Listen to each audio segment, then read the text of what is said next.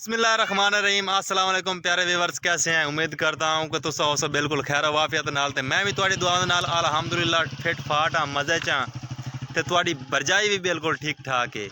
ते ये अज करेंदी पई कुकिंग, ठीक है, स्पैशल कुकिंग करेंदी पई है। वो किश दी करेंदी पई वो भी मैं तैनूं विखेना, ठीक हो गया।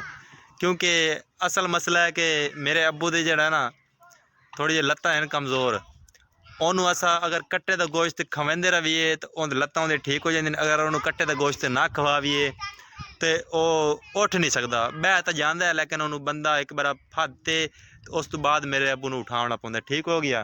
तो उनके वास्ते ना कट्टे का गोश्त मेरी बेगम पकांदी बैठी तो तुहानूं मैं विखे ना। चलो ये वेखो सही, ये गोश्त पकांदी बैठी है, ठीक हो कट्टे का माशाल्लाह। ये वेखो बड़ा पहलू सुलकेंदी पई यानी कि भुनदी पई पहलू, उस तो बाद पकावेगी। अस्सलाम वालेकुम, की हाल चाल है? उम्मीद करती हूँ सब ठीक ठाक होंगे। तो अल्हम्दुलिल्लाह मैं भी ठीक ठाक हूँ।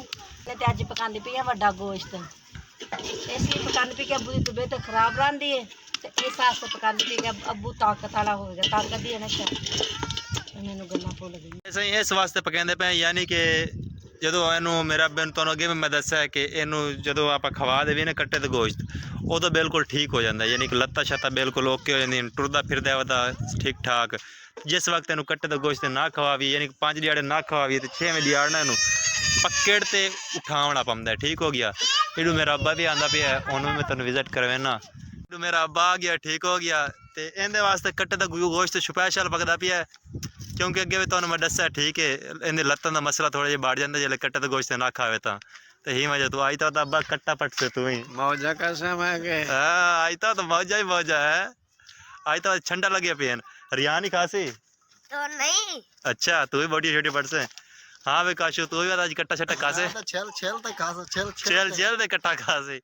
देखो इडे सुलकदा पिया, ठीक है, धोप ते आ गया उस तो बाद सुलकदा पिया तुहाडे सामने, ठीक हो गया। तो भेड़ का गोश्त नहीं खानी है, पक्की गल है खासे।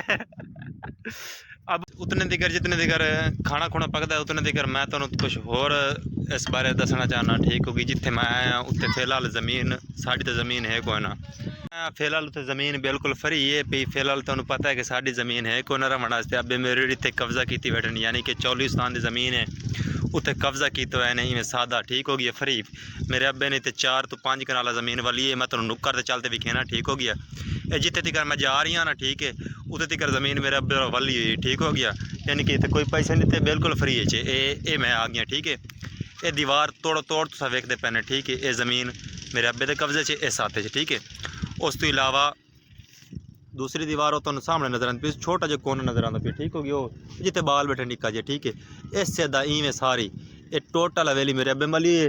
तो मैं जी जगह ते घर पैंदा पिया मेरी इस साइड ते, इस सामने जो टिब्बा पी है, टिब्बे वाली जगह, ये जो टिब्बा पी है, ठीक है, इस जगह ते मैं पाउना हाथा, ठीक हो गया। यानी कि ये भी तकरीबन 3 तो 3.5 कनाल ज़मीन बढ़ती है। इस तुसीं ये ना सोचा है कि साढ़े कोल ना इत्थे मिसाला कोई नहीं, रोही दे विच ना रोही दा इलाका है, ते साढ़े कोल जिहड़ा मिसाले वगैरह होंदे वो घट होंदे, ठीक है। बस शुक्र ते अलहमदुलिल्लाह धानियां पट पुट लेने थोड़ी बातें कितें वाही होई, ठीक है। ते वसल ते बस टमाटर होर साढ़े कोल कोई मिसाला कोई नहीं है, ठीक है। बस असा इसे नाल ही काम चलावना है, ज़्यादा कुछ असा नहीं रख सकते अपने कोलों। तो ना ही तो बचता साढ़े को, ना ही लवण वास्ते रोज़ रोज़ नहीं जाया जाता। रोज़ का इलाका ही तो बड़ा मुश्किल सौदा लगता है, इवें ना राबिया। हाँ जी फ्रिज तो बिजली नहीं इत्थे, फ्रिज नूं की करिए? हाँ बिजली नहीं है, मोबाइल ही बड़ा चार्जर किसी के घरों इत्थों ला के भद कितना दूर जाना पौंदा है? तकरीबन 5 किलोमीटर दूर है। तो असीं किस टाइम मोबाइल चार्जर करने, सुबह नूं ते शाम ताईं उवें रखने, फिर सुबह वा ते मोबाइल चार्जर करने, क्योंकि साढ़े कोल तो बिजली नहीं है। असा एक मोबाइल चार्जर लाने उत्थे एक लवा देने ला ते आ जाने, एक ते बाद काम जो करना होंदा, वीडियो बनानी होंदी है, व्लॉग तेन पता व्लॉग बनाते सानू घट तो घट 5-4 घंटे लग जाते हैं। अस छोटे छोटे टोटे तुहानूं विखेने होने व्लॉग दे। गाइस ये गोश्त सुलका होया पै चुका है, ठीक हो गया सारा का सारा, बहुत ही खूबसूरती के नाल पकदा पिए, देख लो, ठीक हो गया। हाली इहदे च पानी पावना रहिंदा है। तुहानूं पता तो है सारे टब्बर बनदा है जिसले पक्षी तो उवें उसी जिवें कल फुल्ले मंडी जे हैं, तुहानूं पता ही उसी फुल्ले सारे खा गए चुग चुग ते। इधे देखो आई तवत राशि की जुत्ती आई पी, वो भी नवी। ये देखो ये नवी जुत्ती मेरा प्यो गई है तो लै है, ठीक है। तो ये देखो इस कल ना चाह तो माँ की जुत्ती पा ली सी, अज मत मेरा प्यो नवी जुत्ती लाया राशि आस्ते, तो राशि अज बड़ा खुश भी है, ठीक है। जुत्ती सोहनी है ना, चंगी है, हैं? वाह मेरे तो जुत्ती कौन लाया मैं नहीं आता मैं आपे आप दे लै लेसा गाइस इस पासे आटा गुन्ना पे ठीक हो गया ते इत्थे बाजी पकदी पई सालन गोश्त दा ठीक है ते उस जगह ते साडा तंदूर तपदा पे तंदूर तपसी ते रोटी पकसी होंदे ते माशाल्लाह गाइस हुण साड़ियां रोटियां पकदी पे ने ओ भी तंदूर ते बड़ियां ठड्डियां ते मजेदार उडू कट्टे दा गोश्त होसी उडू असी साड़ी तंदूर दी रोटी ते दोपहर दे टाइम ते बड़ा ही मजा आसी दोपहर दा थोड़ा जिहा लै गया मैंने रोटी पकावन दा वाल ही नहीं आउंदा पिया हां सना पकैसी पका रोटी सना तेरे को नहीं लगदी हां पता नहीं केड़े पासे बस मैंने बना दिते अम्मी पका ले सी मैंने दरअसल ये ना मैंने वाल को नहीं रोटी पकावन दा तंदूर दा चूल्हे ते पका लेनी है तंदूर दा अम्मी पानी ना ला लेंदी ये गई रोटी देख देख ऐदा लगदी ऐदा ऐदा ला तू ऐदा तू बड़ी पंजाबी में रहनी हुण ऐदा ऐदा पका रोटी फिर दा मैं तेरे किवें हुण ऐत का पका तो सही पकावा हां मैं तेरे इंतजार च बैठा ठीक है ना तू रोटी पकावनी ऐत का हाँ 50 रुपए दूध लिया सर हाँ 50 लिया इडुआ हाँ पका आज ते वे देते रोटी पकदी कि नहीं पकदी गल गई वाह सदके सो आ गया तो बाकी बाहर लाल ए सना दी रोटी कहिए